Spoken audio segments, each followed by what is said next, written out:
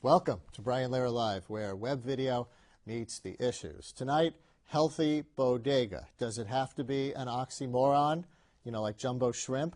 The food isn't changing fast enough for some New Yorkers. But you know what? We're in the Bronx right now, man. The poorest urban county in the country, man. Okay? So we're going to have to do it how Bronx people do it. How's that? Bodega. Bodega. Also tonight, a blogger burrows into Queens, and Election 2.0. We'll see what's popping online as Clinton catches up with Obama in the money race. But to begin, here are this week's online video picks. Number 1, search John McCain on YouTube, and this is by far the most watched item. When do we send them an airmail message to Tehran?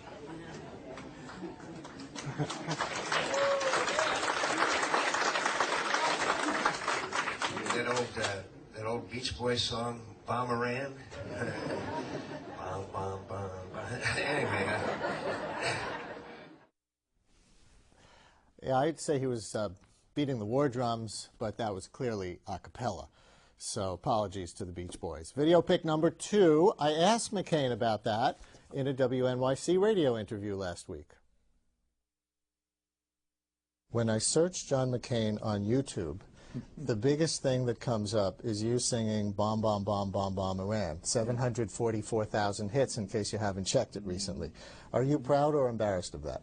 I'm proud. Look, when I'm in the company of veterans, which I was, and one of them says to me, when are you going to send a message to Iran? And we're joking around, I'm going to joke around. And if someone doesn't like it, my advice to them is to lighten up. I've articulated my position on Iran many times and what needs to be done. But if someone, like when I had to tell a high school student the other day that he was a little jerk, if that offends them and they don't like it, look, that's too bad. My response is lighten up. You can know my position on Iran, which is very, very in-depth as to what we need to do. And we'll see more of that McCain interview over the next few weeks. Video pick number 3 from the Asia Society. You may know where your favorite electronic toys come from, but do you know where they go to die? The U.S. does not have the capacity to really recycle because it's very toxic. You can see from the world map, the e-waste is going from the U.S. to Taiwan, Hong Kong, and Shenzhen, Guangzhou even, because those are the transit points of e-waste traffic. When you click the button here, Guiyu Town, you go to the Guiyu Park. It's basically China's e-waste epicenter. It's getting shiploads of electronic waste from U.S., Japan, and other countries. On a daily basis, you can see all the trucks coming by in town. It's very nasty. 80% of the whole town is revolved around e-waste industry. There are people dealing with e-waste. They buy and then they resell to other lower-end dealers.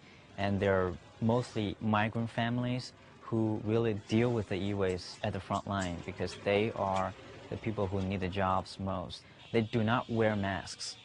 You're seeing these people having no protection and dealing with all these toxic chemicals, trying to get a tiny bit of gold out of the circuit boards, and they swish around the circuit boards in the buckets with industrial acids so that they can melt down the metal skins. FYI, here's how to minimize that. In New York City, all businesses and city agencies are required to recycle computer equipment. Call 311 for how to comply. We civilians can leave old computer equipment for trash pickup on the curb, but please don't, because that stuff will be thrown away, not recycled, and it might wind up there. You can call 3112 for help, or Staples will accept large computer components and recycle them for you for a $10 fee. Video pick number 4. You won't believe this. 40 years ago, the Navy built an amphibious base in San Diego where some of the Navy SEALs train. Part of the base contains 4 L-shaped buildings, boring, until Google Earth came along, allowing anyone to see what the buildings look like from the air.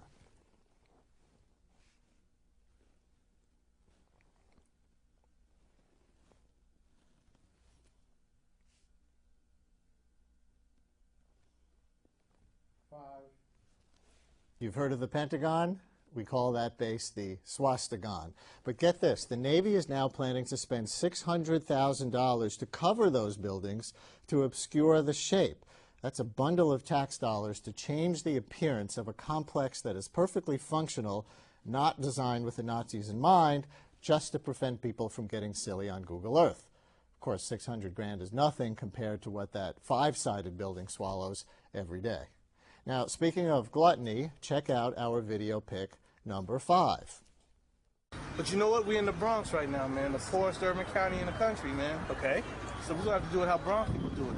How's that? Bodega. Bodega.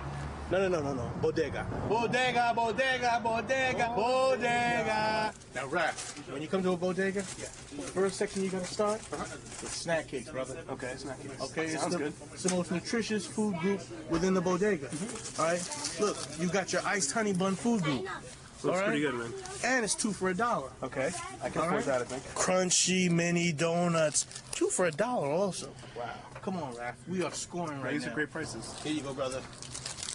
The chocolate chip filled chocolate chip cookie. Yes. 25 cents. 25 cents for one of these. Look at that. You got One of 2 these little cookies. And it's 2 cookies with and in the cream. middle. In the food pyramid, that's everything you need. And the good thing about the iced honey bun, they last for 2 to 3 years.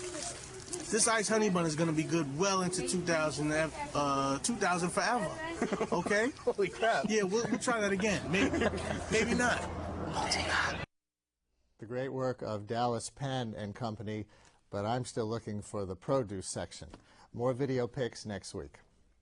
Now let's see what's popping online in the presidential race. In our series Election 2.0, we know from today's headlines who's popping out the checks: donors to Hillary Clinton and Barack Obama. The two top Democrats are in their own stratosphere when it comes to fundraising. They each have about $80 million so far. Let's bring up the homepage of a site. This is wonkasphere.com.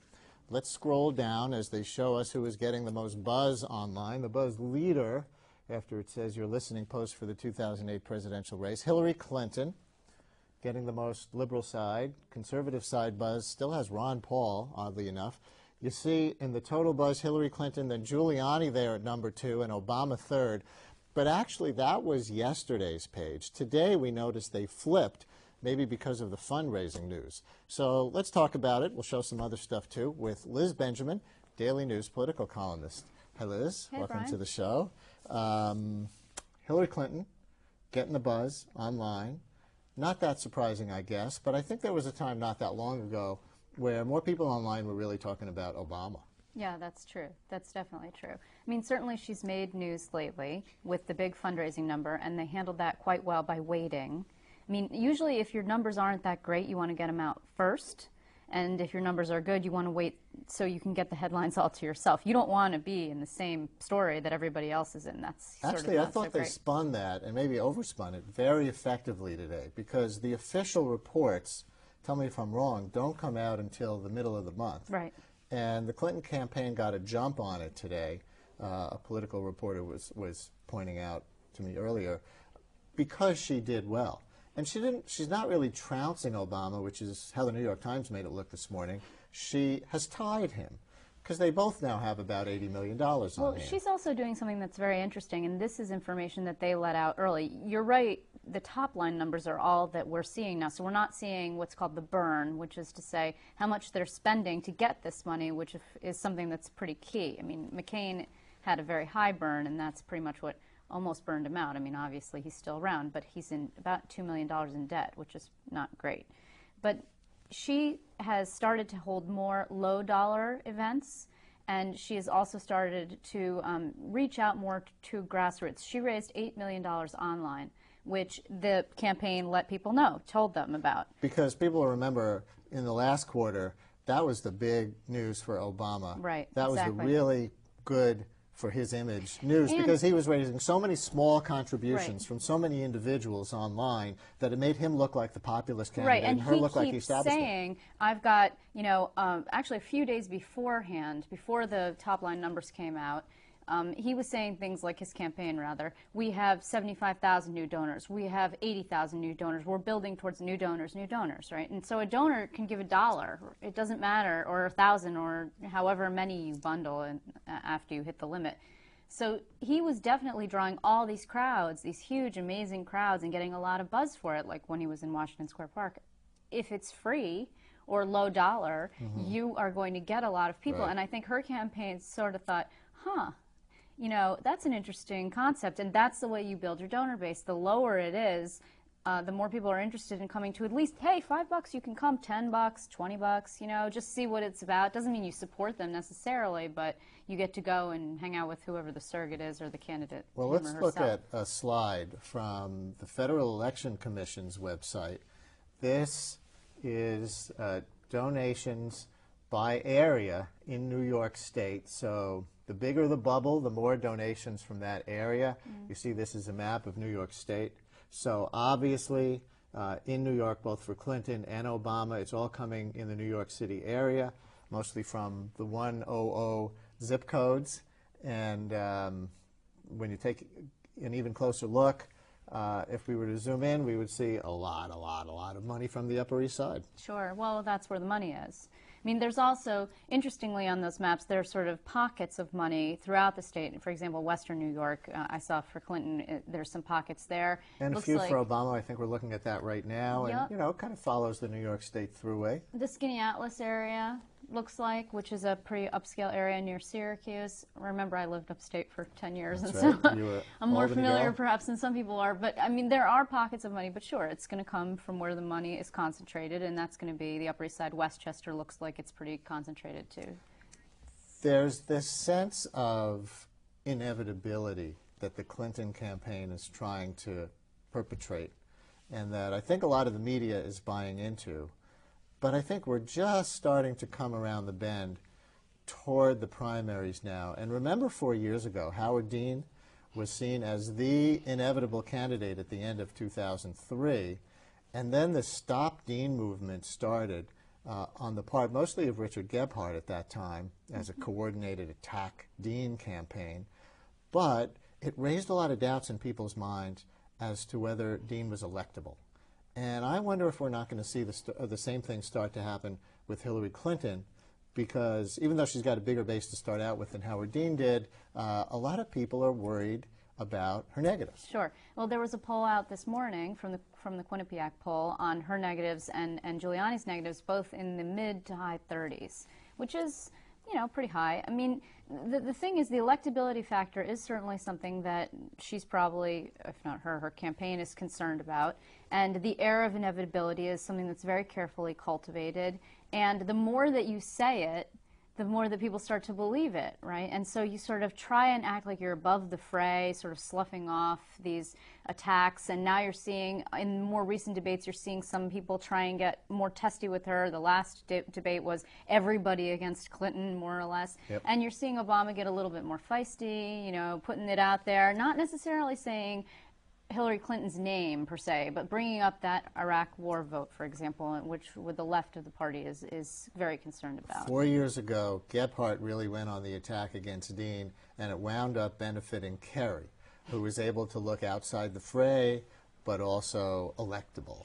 Now I wonder if it's going to be John Edwards who really goes on the offensive against Hillary, allowing, ironically, Obama to look above the fray. We don't know if it'll be an exact analogy. Right. Well, he certainly has been a little bit more outspoken, or a lot more outspoken, and certainly his wife has been enormously outspoken when it comes to Clinton. But the interesting thing here is that all these candidates and their campaigns walk this very fine line, because Americans are always saying in all these polls, we hate mudslinging, we're tired of negativity, etc. And yet you have to bring the other guy down in order for you, or woman, as the case may be, in order for you to advance. So you're always sort of walking this line of trying to, you know, strike that balance. And I think it's difficult, certainly, and it can totally blow back in your face. Let's show another couple of slides. This time we go to the Huffington Post. This is a slide of Hillary. Now, look at these top two numbers. Funds raised, and by the way, there she is practicing her salute to the troops. Funds raised, $63 million. Odds of winning from in-trade, 65.9%, or 66%. In other words, she's ranked very high as a possible winner of the Democratic nomination or the presidential race by the people who actually bet, right? This is, the more people bet on her in this actual gambling site, obviously the more the odds on her go up. Okay, so there we have a lot of money, a lot of odds. That's Hillary Clinton. Let's go on to the Obama slide, and we will see about the same amount of money, a little bit less, but they're in the same ballpark. But look at his odds of winning.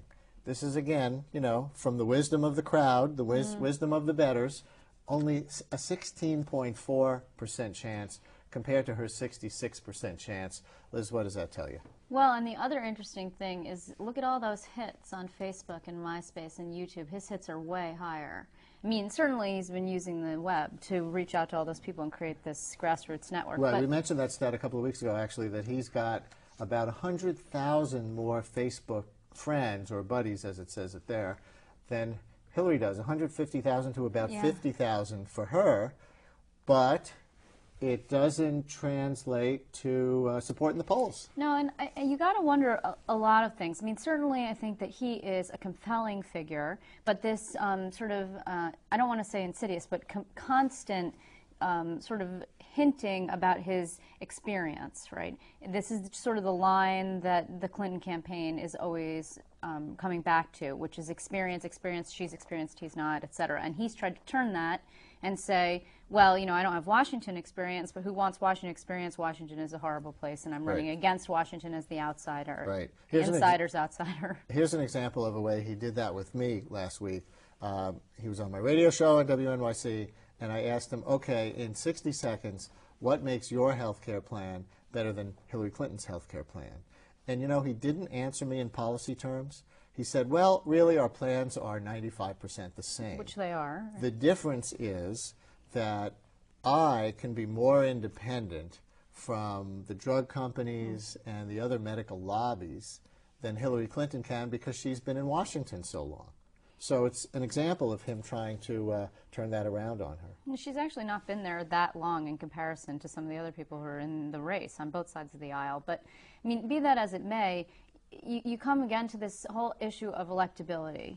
And also, I think, and the point that a lot of people don't want to touch on is the race issue. I mean, which one is more difficult for people to get over, a woman in the White House or an African American in the White House? And I don't know, because I haven't spoken to sort of a wide swath of people all over the nation, but, you know, I think people are equally uncomfortable for different reasons on both of those topics, and that plays to the electability question, certainly. So we've seen some of the numbers that people are crunching, some of the buzz, the way people are interpreting it through how many total hits on Wonkosphere, through the FEC.gov website with the bubbles representing fundraising. We've seen it on Huffington Post, which is keeping track of in-trade. We'll have to get somebody from in-trade on one of these weeks and ask, do people bet on the candidates they like? Or are they really making money trying to bet on the candidates who they think will win, even if they hate that person? So, you know, we'll get some of those bettors on one of these weeks. Now we turn to some new video ads that are on the site. Generally not from the candidates themselves, but we'll see a few from the campaigns. Let's see an attack ad against Mitt Romney from a pro-Democratic group that's new in the last week or so. If we're going to change Washington, Republicans have to put our own house in order. We can't be like Democrats, party of big spending.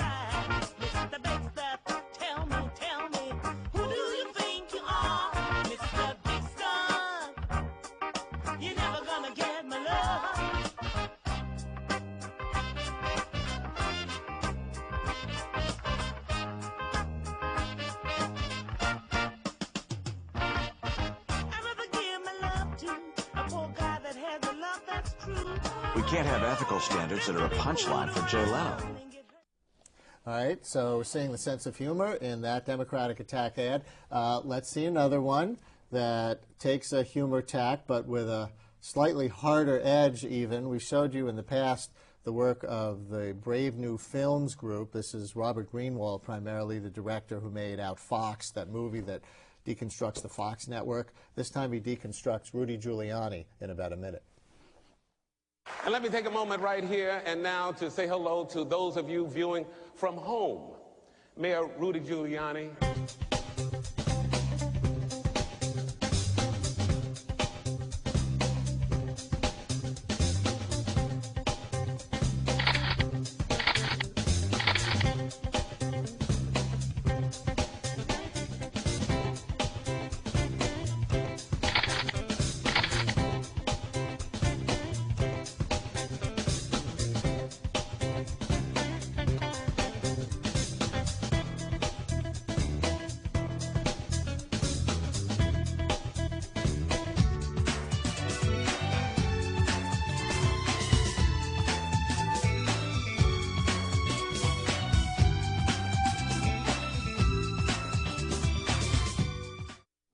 I thought they were going to have him on the Love Boat by the end of that. Care to dance with the rich white people, Liz? Yeah, wow. Both of those, I think, it's really amazing what you can do with the web, and neither of those are enormously resource intensive, and they're smart, and they get the point across very quickly.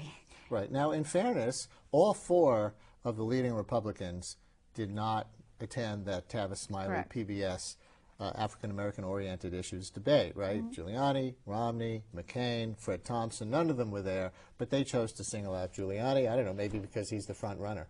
Yeah, maybe. I mean, it makes the most sense, obviously, and also certainly people in New York know that he's had a fraught relationship with the minority community, so it's probably a weak point on which to hit him, but there's others that you could also do. This one seems to be timely, so it's a good time to bring it up.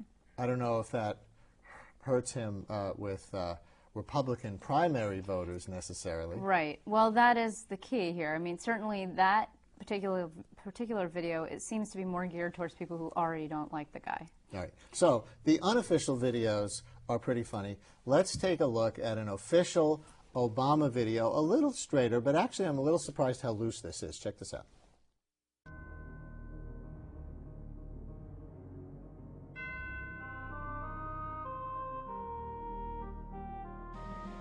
In a world west of the Hudson River, one man has formed a grassroots organization across all four corners of our nation. From mighty hills, where he asks the tough questions. Some people say that Tiger's a little scruffy looking. What do you respond to? How do you respond to that? To the golden prairies, where he defends our communities. No, don't be stepping on everybody's grass. Come on. Barack has fought corruption in Washington. You know, even Paris Hilton got some jail time. Join Barack as he journeys to New York City to bring his message of hope. Coming soon to a park near you.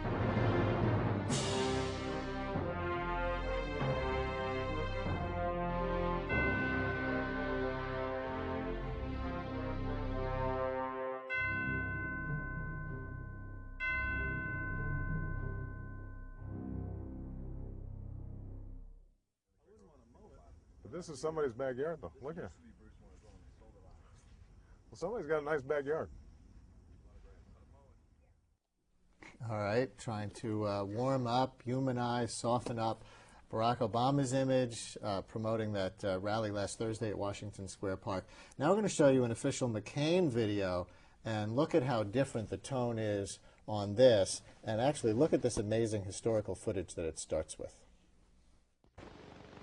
What is your name? McCain. How old are you? 31. In which school were you educated, or any university? The Naval Academy. What is your rank in the Army? Lieutenant Commander in the Navy. And your official number? 624787.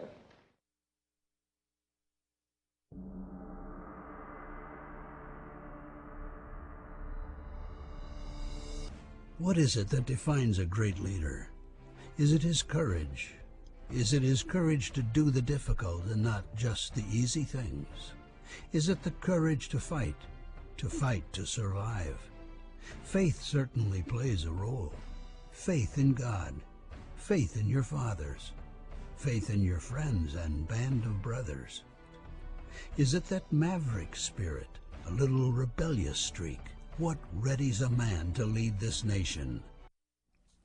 So we're almost out of time, but I think we've seen a couple of real good examples of how you can do things, as you say, not resource intensive. McCain doesn't have much money, but he can put something like that out there and hope it goes viral. And obviously he's got a very dramatic and moving personal story. Then he's walking with Reagan and he's invoking God and all this stuff.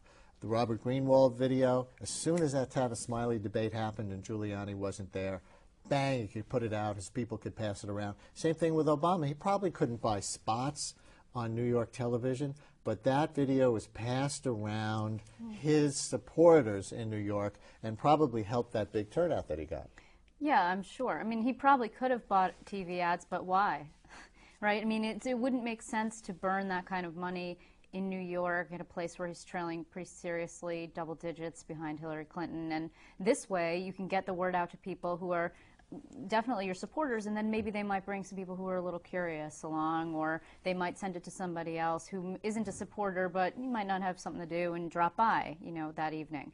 As for McCain, I mean, that story is, you know, no one can touch that story. He should use that story all the time, right? No one can touch it. It does sort of get into the age issue a little bit, right? I mean, it certainly was a while ago, and that is one thing that hasn't popped recently, but has been a reoccurring question for him. All right.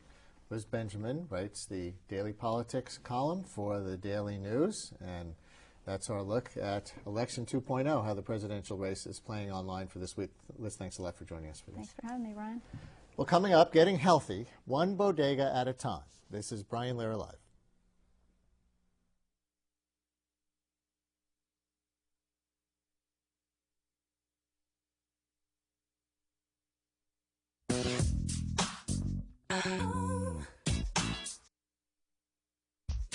There's something about you, baby. I can't get enough. There's something about you, baby. I got you looking at me, I'm gonna call you bluff. There's something about you. The smallest moments can have the biggest impact on a child's life. It takes a man to be a dad. To the morning light. 哦，先生你好，歡迎光臨，等等先。唔該晒。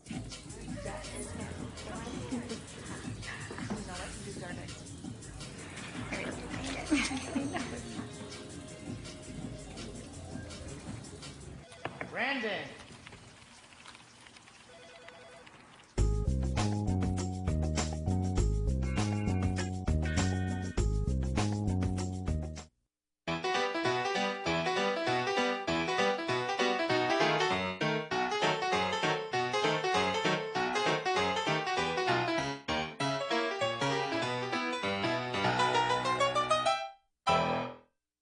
Do you want to complete your college degree while balancing career and family obligations? Do you want a flexible schedule and a challenging curriculum? If you've earned at least 30 credits or an associate degree, now's your chance to finish what you started at CUNY. Learn about CUNY's online baccalaureate in communication and culture. Visit cuny.edu/online or call 212-652-CUNY. This is Brian Lehrer Live, where web video meets the issues. Bodegas, convenient, but generally not the best place to find, say, fruits and vegetables.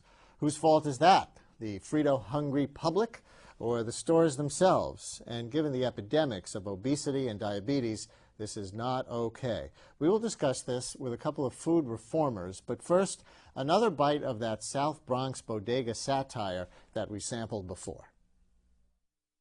Bodegas is a staple of life, brother. This is how you survive in the Bronx. You know, you don't get by going to Pathmark or Food Lion, Fine Fair. Whole Foods? Whole Foods.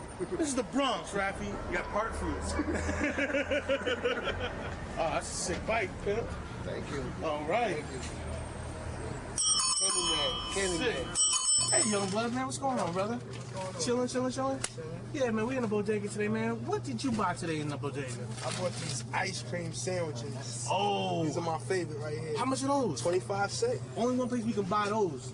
It's in the bodega. That's right. You can't get that in the supermarket. Can't get it in the supermarket. In the supermarket. Nah, it's like maybe $1 in the supermarket. Probably. And at 7-Eleven, you know them convenience stores, you know they ain't gonna rip you off. Yeah. You know how they do. Yo, my man, thank you. You just put us up on something. 25 cents. Dig it. In a bodega. What do we have here, Dallas? This right here, Raph. This is the staple of any bodega. Quarter water. If your bodega doesn't have one of these, you're not in a bodega. So you got one of these for $0.25. You got a bag of chips for $0.25. You got a lunch for 50 cents. You got a meal for 50 cents. That's true. Let's see what this thing is made with. Water, high fructose corn syrup, sodium benzoate. Oh, okay. Red number 40. It's quarter water, okay? You know, Let's not get bogged down in the facts. Wait a second, too. Look, you get a 5-cent refund in me.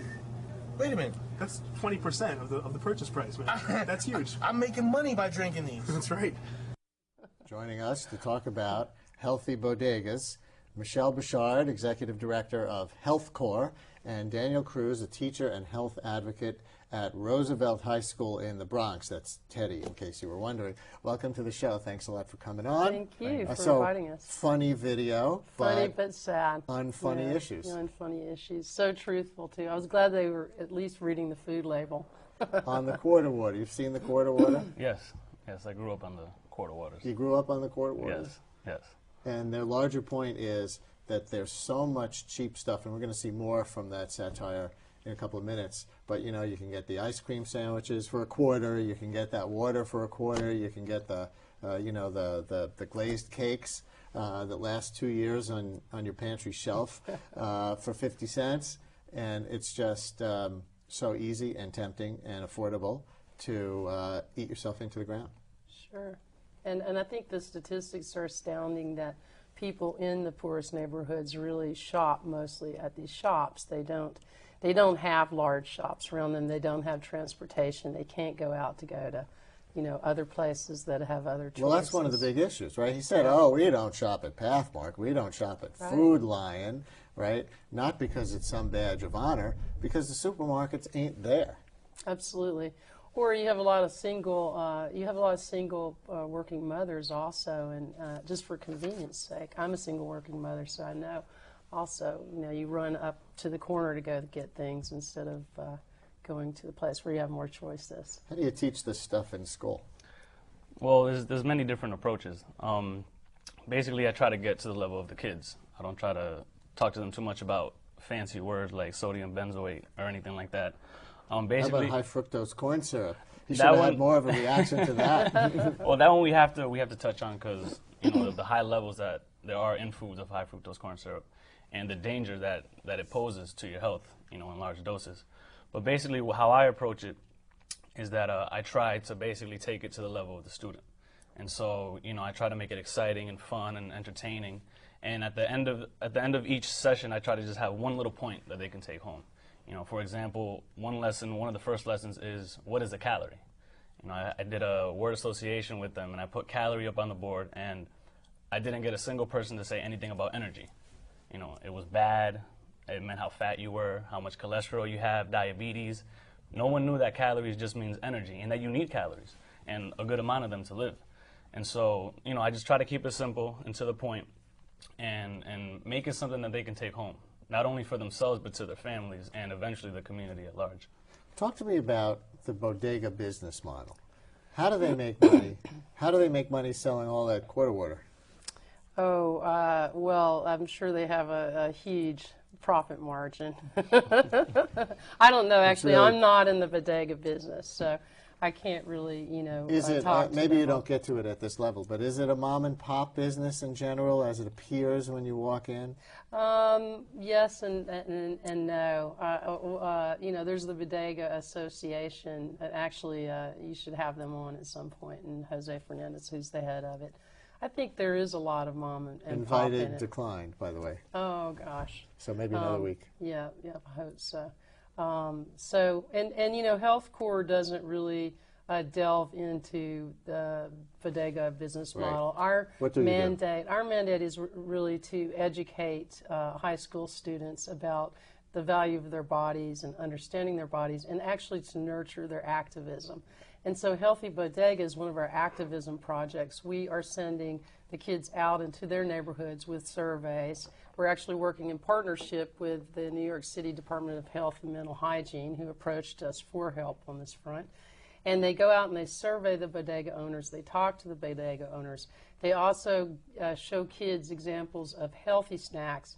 And they're not only trying to educate the kids and the bodega owners just to raise awareness, but we also want to try to create markets, because we want to drive those kids to their neighborhood bodegas and say, hey, where are the almonds? Where's the hummus? Because that's a cheap food. You're going to get a high school student to go to the bodega and say, hey, come on, where's the spinach? Maybe not the spinach, but maybe where's the skim milk? Or, you know, where's the low-fat yogurt? You do that in the schools? Try to Yes. get the kids to take concrete steps like that? Yes, absolutely. I think one important thing to understand here is the centrality of the bodega in our communities. You know, I live on 178th and Broadway in Washington Heights, and there's a Gristedes on the corner. And the bodega, a half a block up, is always filled. It's not so much that it's not always that there's no access. It's a matter of that urban culture that kind of, it leads you to the bodega. I mean, that's where mothers send their kids to get milk and butter. So it is a central part of the community.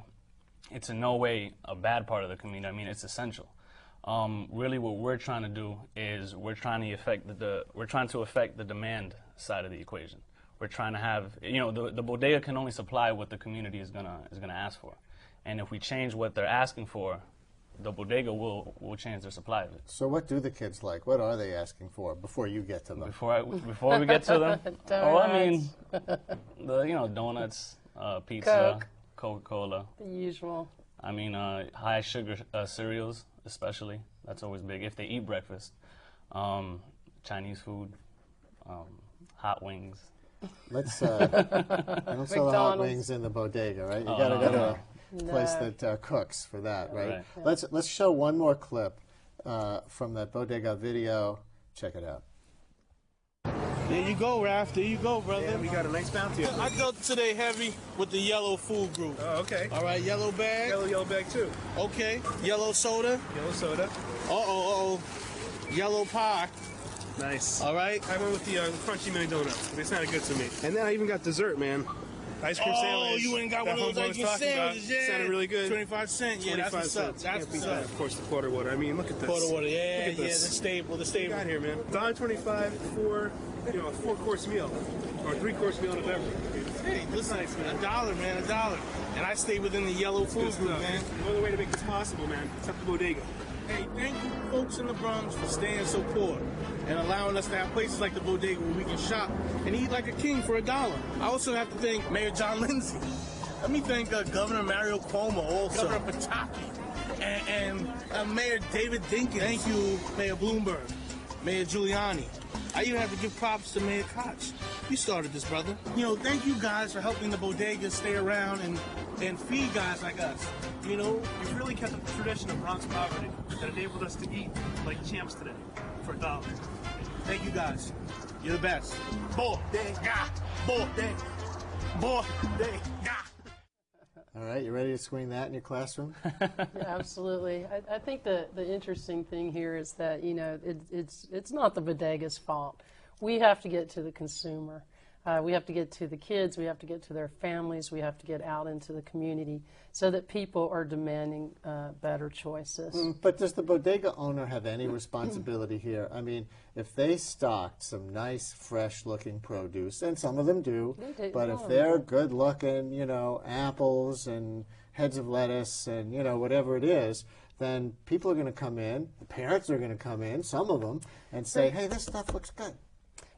But unless you change the culture of the food, the bodega owner may go out of business because they may go somewhere else to go buy the same food. There's not that much space in the shop, and if they're putting out the stuff that's not going to sell. And one thing that's really important about Health Corps is that we try to match our coordinators to the communities, because it's very important, not that the government goes in there or someone outside who doesn't understand that culture. It's important that someone like Danny goes in, who comes from the Latino culture, who can talk Spanish with that bodega owner, and who can understand, you know, the food consumption culture also.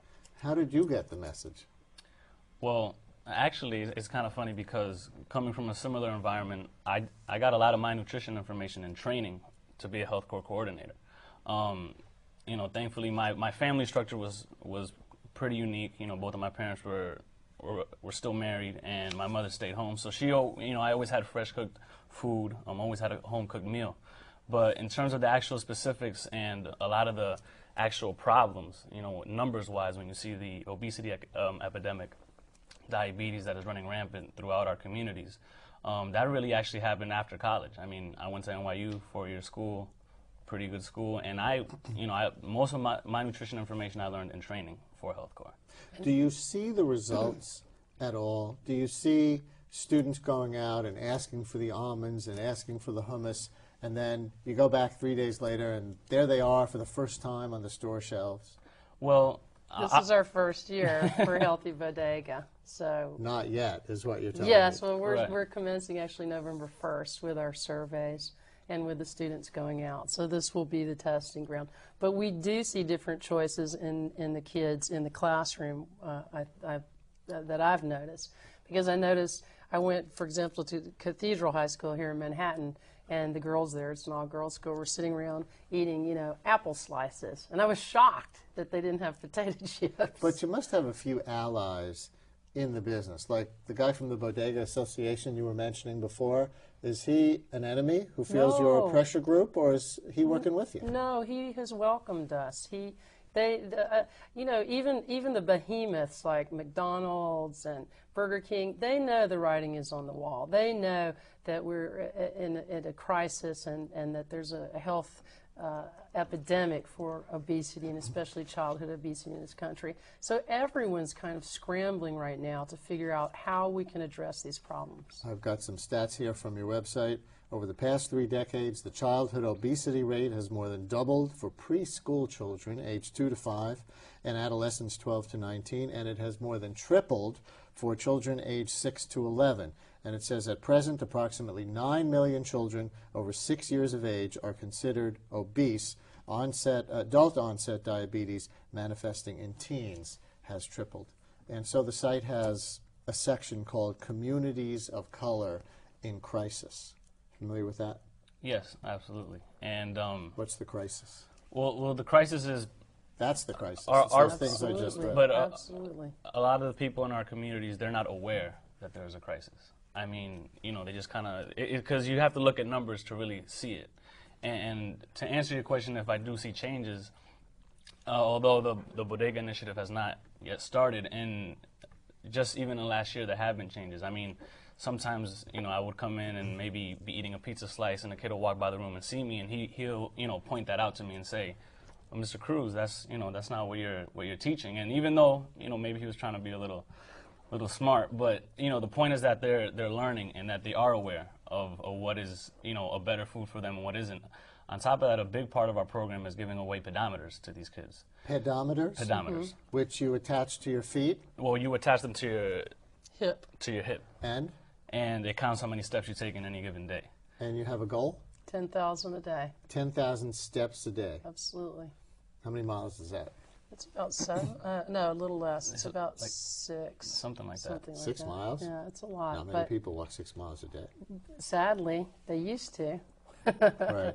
When we were kids, they did. For the non-Spanish speakers in our audience, bodega translates as... I don't know. You don't know? I read somewhere it's just simply grocery store, and somewhere else that it has a more culturally derived meaning. You don't know? I don't know either. I've just... I've asked people, and I haven't come across anybody that actually knows because the grocery direct store is translation. not quite bodega. It Not doesn't quite. have the same connotation as... Yeah, essentially grocery store, but maybe with an overtone. I mean, you know. And especially with what Danny's talking about in terms of it being a community place. Right. you know, right. So you hang have out. these convenience stores everywhere. Drive around New Jersey, and there are 7-Elevens all over and whatever. They're the convenience stores, but the bodega has a different cultural meaning. Well, it goes back to our countries of origin, where a lot of times you would congregate around the little not even a marketplace, but the little store where you would Mercadito or something. Right, where the kids would get their candies and the mothers would get the the bread and the milk and things of that nature. With water. And you and you would have typically, let's say, like old men playing dominoes out in front. It's a place for the community to kind of come together, because there's so many things in common that they have at that place. All right. Good initiative. Good luck to you. Thank you both. Thank you. Thank you. Coming up in a minute, from the ground up, a borough blogger in love with Central Queens. It's Brian Lehrer Live. When it comes to continuing education, all stops lead to CUNY. More than 200,000 New Yorkers of all ages in all 5 boroughs are enrolled in CUNY adult education courses. If you're looking for new job skills to enhance your career, start a new career, or if you want to enjoy a class in the arts, sciences, and humanities, then get on the train and come to one of CUNY's 19 campuses. CUNY continuing and professional education programs offer you more opportunities than any other learning institution in New York City. CUNY gives you high-quality instruction at low cost with schedules to meet your busy lifestyle. For more information, call 1-866-344-CUNY or log on to www.cuny.edu/continuinged. Hurry up, don't miss your stop, come to CUNY.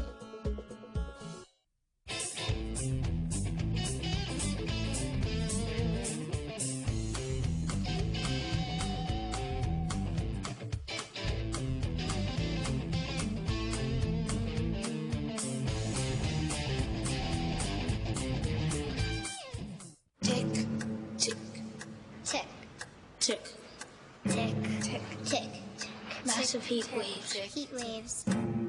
Tick. Severe droughts. Tick, tick. Tick, tick, tick. Devastating hurricanes. Tick, tick, tick, tick, tick, tick, tick. Our future is up to you. Tick. Go to fightglobalwarming.com while there's still time. This is Brian Lehrer Live, where web video meets the issues. If Tip O'Neill were still with us, he'd insist all blogging is local. So one thing we'll be doing a lot of on the show this season is meeting bloggers from around the 5 boroughs to see what they're thinking about. And let's kick off that series right now in Queens. Here is one local blog. Let's show it. Progressive South Side, with everything South Side Jamaica. Check it out if you live around there. And here's another whose creator we are about to meet. This is Queens Central from Forest Hills, Rego Park, and places around there. And with me now is Steve Tashenko, the author of QueensCentral.com. Thanks a lot for coming on. Well, thanks for having me. So I mentioned Rego Park and Forest Hills. What else is in your neck of the woods? Well, I use a local newspaper's definition of Central Queens. Obviously, it's very ambiguous, but I define Central Queens as Forest Hills, Rego Park, Kew Gardens, and Briarwood. And I saw your post about coming on here tonight that says, I will be discussing how to get the best deal on fuel-efficient family automobiles in this era of huge gas guzzlers and hybrid 2-seaters.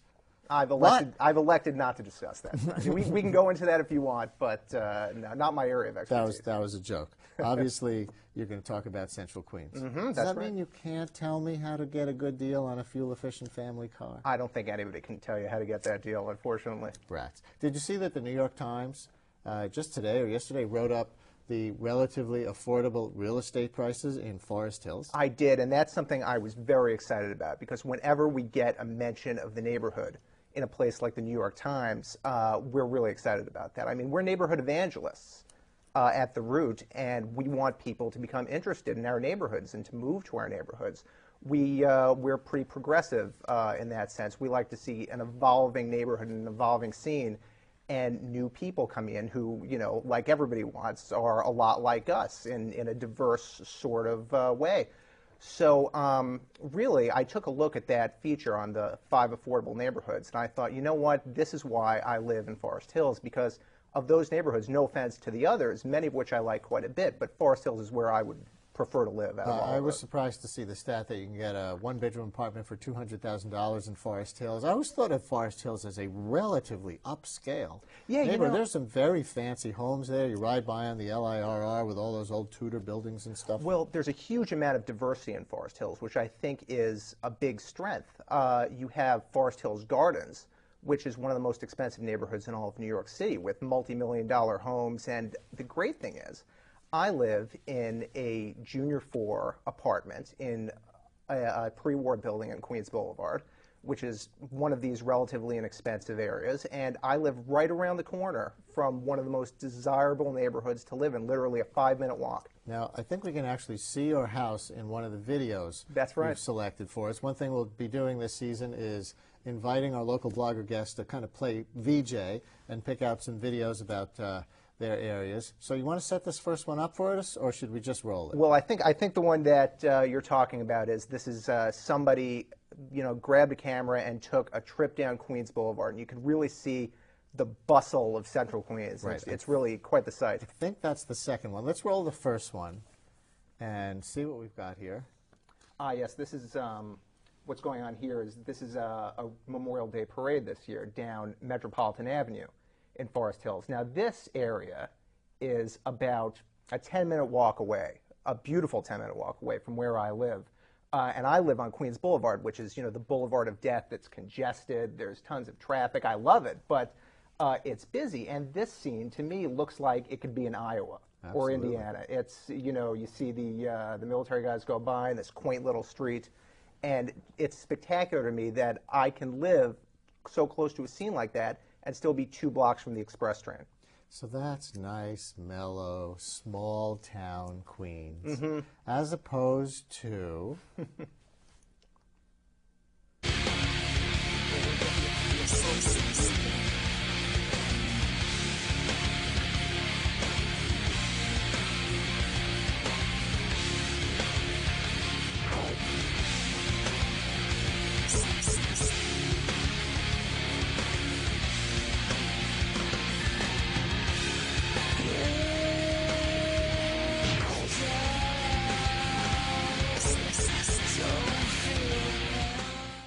The idea of living there when I found an apartment there. Man, that was like a road rally. Yeah, it's the Queens Motor Speedway, really. You called it the Boulevard of Death. Yeah, I think it was either the Post or the Daily News that dubbed it the Boulevard of Death years ago because so many pedestrians were killed attempting to cross it, and that luckily has ebbed a bit with new timing of the lights and things like that. What are the most common topics that you blog about?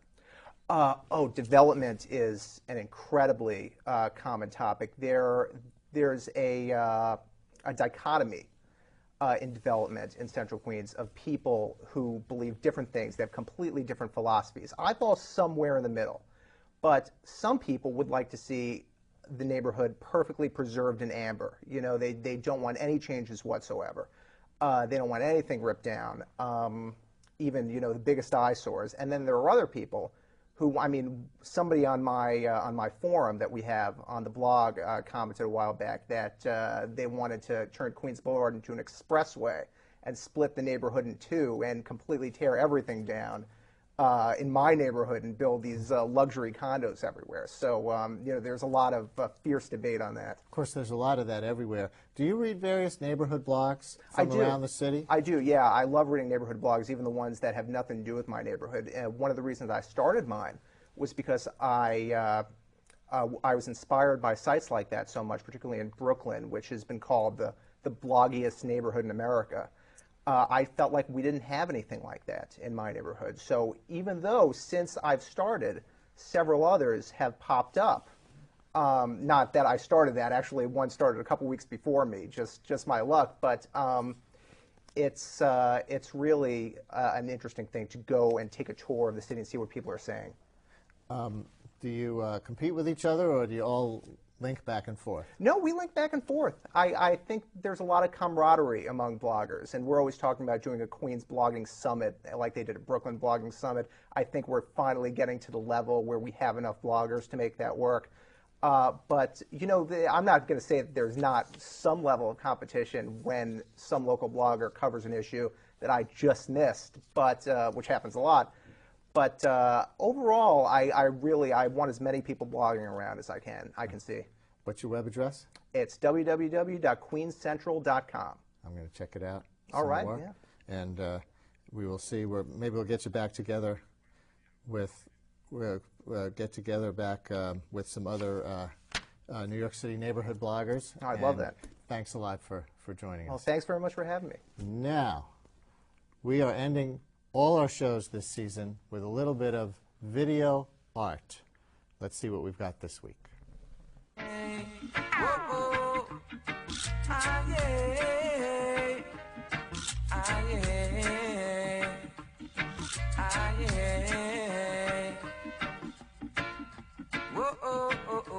Pass me the laser beam and make me wipe out the wicked and clean. Pass me the laser beam and make me wipe out the wicked and clean. Them a come with them chopper, yes, but I know that no proper. Them a come with them 45, but I say we got to survive. Them coming on the scene, but they've got to be clean. Don't bring your M16. I mean we drop with me laser beam. So pass me the laser beam and make me wipe out the wicked them clean.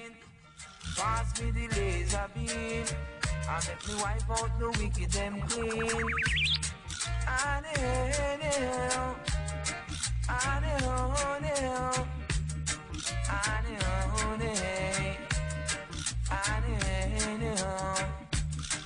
Them a come with them chopper, yes, but I know that no proper. Them a come with them 45, but I say we got to survive. So pass me the laser beam and make me wipe out the wicked and clean. Pass me the laser beam and make me wipe out the wicked and clean. We should be able to get that stuff off the subway so easily, right? That's a video from the Netherlands called Art Laser Graffiti, but it looked a lot like New York, didn't it? And that's a lot for tonight. That's enough for tonight's show. We are here live Wednesday nights at 7:30, and we're available as a podcast. You can sign up at CUNY.TV. Next week, John McCain waffles on net neutrality. And don't forget my daily radio show, 10 o'clock every morning on WNYC Radio, 93.9 FM, 820 AM, and WNYC.org. Tomorrow, 2 movie critics compare notes on the New York Film Festival. That's tomorrow morning at 10 on WNYC. Have a great night.